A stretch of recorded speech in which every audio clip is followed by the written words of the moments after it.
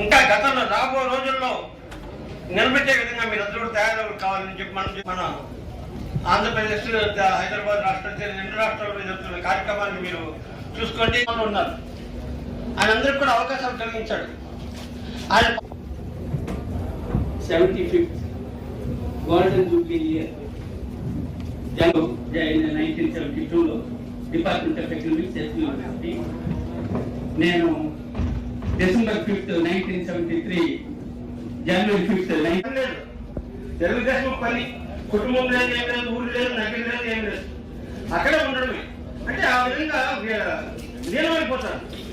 అంటే ఆ విధంగా ప్రోత్సాహాన్ని మోటివేషన్ని ఆయన ఇవ్వడం వల్ల ఇంకా చేద్దాం ఉంది కాబట్టి సెమినార్స్ కాన్ఫరెన్సెస్ జరిపే విషయంలో చాలా చురుగ్గా ఉంటుంది. Ranjit, spoon please. Ranjit, only for good health of the Mohan.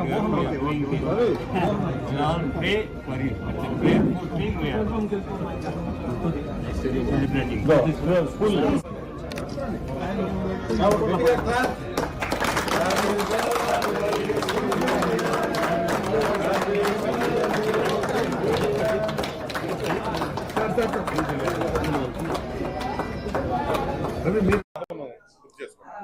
అన్నదమ్ముల అనుబంధం, మహాభారతుల అనుబంధం, పిల్ల చేష్టల అనుబంధం, పెద్ద చేష్టల అనుబంధం, చదువుల అనుబంధం, సావాసుల అనుబంధం, సహకారం అనుబంధం, సేవల అనుబంధం, అన్నిటిలో అనుబంధం.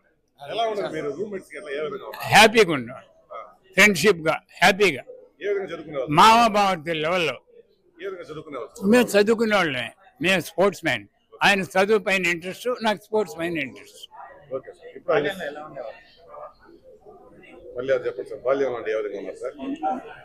చిన్నప్పటి నుంచి బాగానే ఉన్నాం. ఏ పని చేసినా మమ్మల్ని అడిగే చేస్తాడు. ఇది మంచిది, సరే చేయి బాబు అంటే మేము చేస్తాం. ఆ ఊరికి మా ఊరికి మట్టి రోడ్డు కూడా మేమే, ఆ ఊరిలో 10 మంది, మేము 10 మంది మట్టి రోడ్డు వేయించుకున్నాం.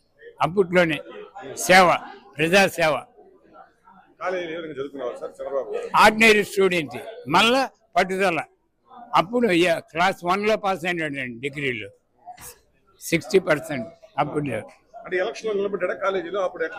అప్పుడు ఓడిపోయిన దానివల్లే ఆయన ప్రజానాయకుడు అయింది. పట్టుదల. ఆర్ట్స్ అసోసియేషన్ సెక్రటరీ నిలబడినాడు, ఓడిపోయినాడు. మనం ఎట్లయినా 10 మందికి నాయకుడు కావాలి, పట్టుదల వచ్చింది. అది మెయిన్. 56 నుంచి 61 వరకు ఫస్ట్ క్లాస్ నుంచి 5వ క్లాస్ వరకు శేషాపురం స్కూల్లో చదివాము ఇద్దరు. ఆ రోజుల్లో ఇంచుమించు అబవ్ యావరేజ్ స్థాయిలో ఉండేవాడు. నేను కొద్దిగా ముందుగా ఉండేవాడిని. కానీ తర్వాత కాలంలో ఏమైందంటే ఆయన ఎక్సెల్ అయ్యి మెమరీ పవర్లో చాలా ముందుకెళ్ళారు, చాలా ముందుకెళ్ళారు. అకాడమిక్గా కూడా యావరేజ్ నుంచి కొంచెం బ్రిలియంట్ నుంచి ఇంటెలిజెంట్ వరకు వచ్చారు ఆయన. ఆయన ఎంఏ చేస్తుంటే నేను సిఏ కానీ వెళ్ళిపోయాను, బయట వెళ్ళిపోయాను. అప్పుడప్పుడు మాట్లాడుకుంటుండేవాళ్ళం కానీ రెగ్యులర్ టచ్లో ఉండేవాళ్ళు. ప్రత్యేకంగా ఎప్పుడు కలిసినా సరే, ఎక్కడ కలిసినా సరే, ఎన్నేళ్ల తర్వాత గ్యాప్లో కలిసినా సరే పలకరించి, పేరు పెట్టి పలకరిస్తాను ఇప్పటికి కూడా సరే. నేను మొన్న తమ్ముడు దినాల రోజు కలిసినప్పుడు ఇక్కడే ఉన్నాను శేషాపురంలో అని చెప్తే కనుక, నీ సిఏ ప్రాక్టీస్ ఏమైందని చెప్పి అంతటి బిజీ వ్యక్తి కూడా గుర్తు చేసుకుని నన్ను అడిగాడు.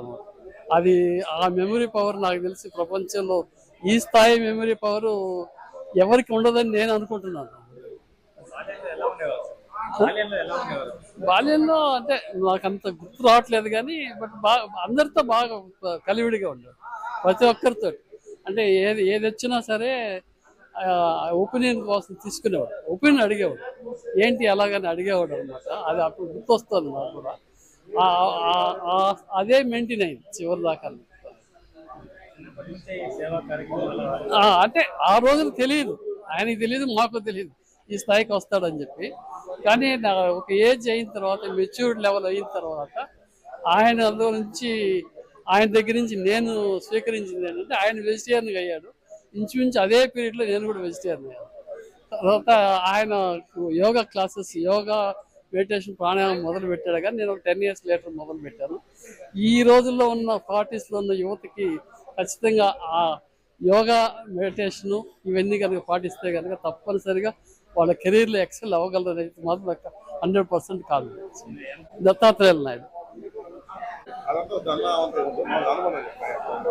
ఆయన ఉదాహరణ ఇక్కడ కాలేజీలో చదివే రోజుల్లో 1000 కోళ్ళు ఊర్లో పెట్టాడు. ఏది కోళ్ల ఫారం పెట్టాడు. ఆ కోళ్ల ఫారం డబ్బుని మన సేనై మెస్కు రెడ్డమ్మ మెస్కు ఇచ్చేవాడు. అక్కడ వచ్చిన డబ్బులతో యూనివర్సిటీలో ఉన్నటువంటి ఆర్ట్స్ కాలేజ్ కానీ యూనివర్సిటీలో ఫీజులు కట్టలేని వాళ్ళకి ఆ డబ్బంతా తెచ్చి కట్టాడు. అది ఆయన గొప్పతనం. మేము అయ్యో పోగొట్టాడని మేమంతా మా నాయనాళ్ళందరూ అనుకునేవాళ్ళు. కానీ ఆయన మంచి విధానానికి ఉపయోగించాడు.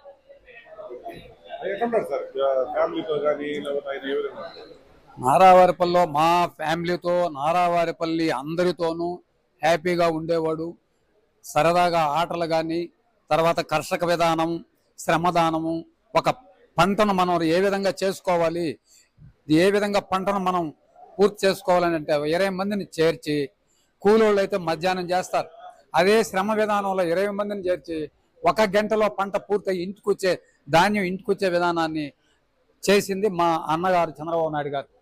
నేను ఆ కుటుంబంలో పుట్టినందుకు ఈరోజు ఆయన ఆ స్థాయిలో ముఖ్యమంత్రిగా ఉన్న నేను ఎంతో గర్వపడుతూ ఉన్నా. ఎంతో అదృష్టం, మరో జన్మ ఉంటుందో ఉండదో, ఈ జన్మలో ఆయన కుటుంబంలో పుట్టాను అని చాలా సంతోషపడుతున్నా. ఆయనతో కూడా సహకరిస్తున్నా. ఆయన ఇంకా ఏం చేయాలనేటువంటి విధానంతో ఆయన ముందుకు పోతున్నాడు. ఆ పోయే విధానంలో మేము చేసుకోవాలి, ఇంకా స్థాయికి వెళ్ళాలని అనుకుంటున్నాం. మా వదిన గారు, ఆమె ఎన్టీ రామారావు గారు కుమార్తె, అంత గొప్ప తల్లి. నారావారిపల్లిలో ఆమె స్థాయి ఎంతో, ఒక సినీ యాక్టర్ కూతురు ఎంత వస్తుందా అనేది అంటారు. ఆమె అందరితోనూ పలకరిస్తూ పేరు పేరున మా కుటుంబ సభ్యులందరికీ వచ్చి పలకరిస్తుంది. అదే మా గొప్ప తనం, ఆమె యొక్క వ్యక్తిత్వం. నేను నారా సుబ్రహ్మణ్యం నాయుడు, చంద్రబాబు నాయుడు సొంతం చిన్నాయన కొడుకు, నారావారిపల్లి.